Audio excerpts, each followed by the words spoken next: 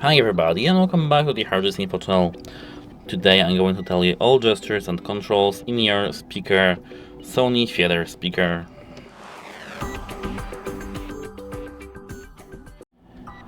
As you can see, I have marble foil so you don't see the screen very well, but I don't think that is necessary for the speaker. So, at first let's begin with this button. If you click this button once, we can pause and parse our music. If we double tap this button, we can move the second forward, and if you triple tap, backward. But as you can see, you have to be faster than me.